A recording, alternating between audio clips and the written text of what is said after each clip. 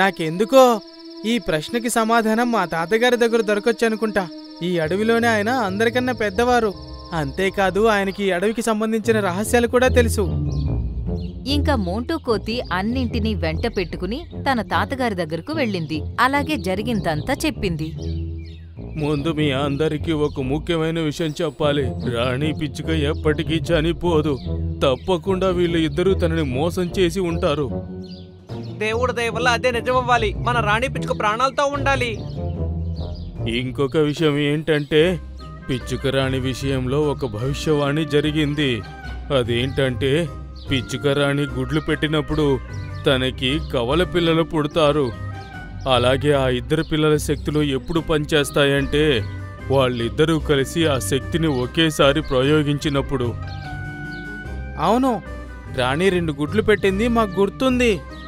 మీరు ముందు వెళ్ళి ఇంకో పిల్లని వెతకండి. అప్పుడే మనకున్న ఈ సమస్య తీరుతుంది.